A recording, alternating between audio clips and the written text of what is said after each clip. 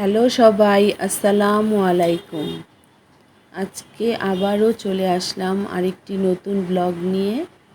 আজকে বাজার করে নিয়ে এসেছে আপনাদের ভাইয়া সবজি আর সাথে ফল। অনেকগুলো সবজি বাজার আর কয়েক রকম ফল নিয়ে এসেছে।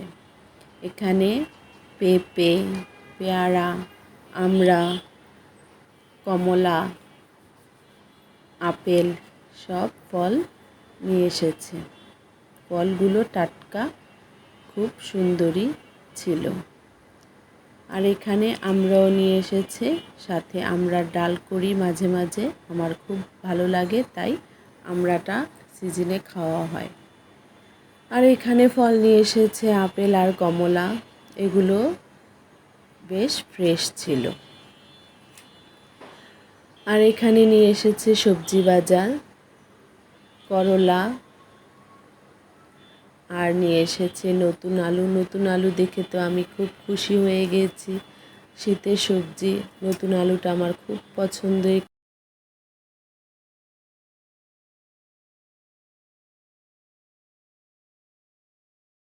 এই তো এখানে নিয়ে এসেছে ফুলকপি, টমেটো, লেবু, সিম আর বিট আর আলু। এই তো ছিল সবজি বাজার আর সাথে ফল। এগুলো উঠিয়ে নামিয়ে এখন বসে পড়েছি নাস্তা খেতে। এখানে ডিম ভেজে নিয়েছি, সাথে পাউরুটিও ভেজেছি, আর এখানে ভাজা ছাড়াও আছে, আর সাথে কলা, আপেল আর কমলা এগুলো নিয়ে নিয়েছি, যে যেটা খায়। এখন আমি খাওয়া দাওয়া শেষ করে তারপর চলে যাব রান্নার রেসিপিতে। আজকের রান্না হবে নতুন আলু দিয়ে ফুলকপি রুই মাছ রান্না। মাছগুলো আমি আগেই ভেজে রেখে দিয়েছি। আর এখানে মেয়েরা যে যেটা খাচ্ছে, বড় মেয়ে খাচ্ছে ডিম দিয়ে, আমিও খেলাম ডিম পোস্ট আর পাউরুটি, আর ছোট মেয়ে খাচ্ছে কলা, ও কলা দিয়ে পাউরুটি খাবে। এই তো ছিল সকালের নাস্তা। এখন রান্নার রেসিপিতে চলে যাব। খাওয়া দাওয়া শেষে এখন রান্নার রেসিপিতে চলে যাব। মাছগুলো আমি আগে থেকে ধুয়ে পরিষ্কার করে মশলা মেখে রেখেছি। আর এখানে নাস্তা খাওয়ার পর কেটে রেখেছি ফুলকপি আর সাথে নতুন আলু।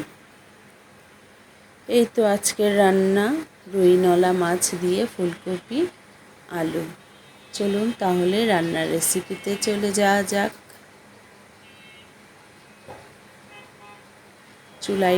চুলায় কড়াইতে বসিয়ে দিয়েছি তেল, পেঁয়াজ ভাজতে। ভাজা হলে এখন এর মধ্যে এক এক করে মশলাপাতি দিয়ে দেব।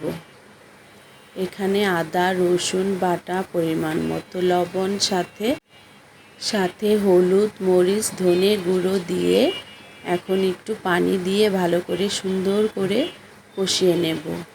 আরেক চুলায় আমি দিয়ে দেব মাছ ভাজতে। এই তো এখানে কষানো হতে থাক আর আমার সাথে মাছ ভাজাও হতে থাক। সম্পূর্ণ মাছগুলো আমি প্যানে দিয়ে দিয়েছি। এক পিঠ ভাজা হচ্ছে, তারপর আরেক পিঠ উল্টে দেব।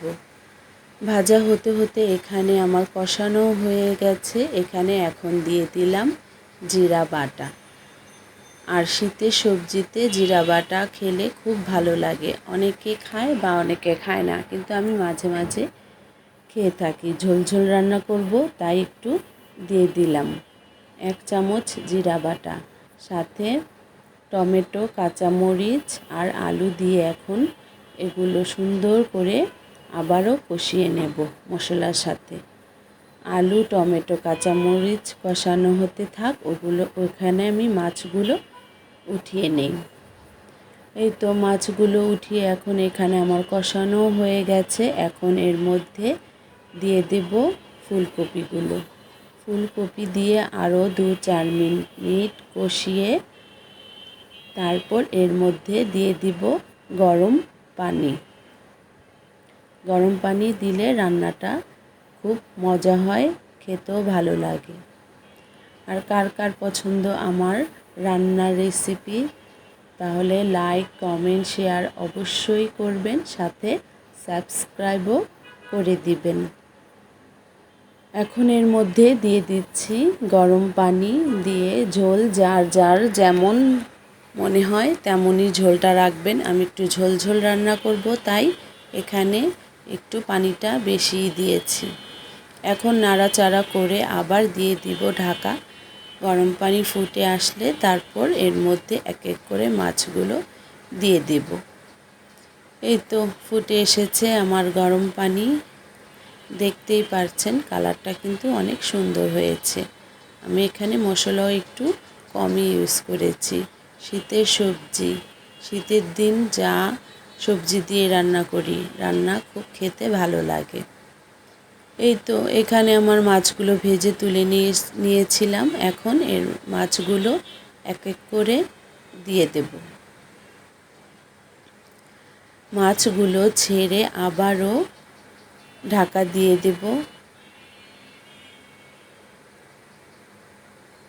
আজকে এই রেসিপি আপনাদের সাথে শেয়ার করলাম। অবশ্যই রেসিপিটা ভালো লাগলে আমাকে কমেন্ট করে জানাবেন রান্নাটা কেমন হয়েছে।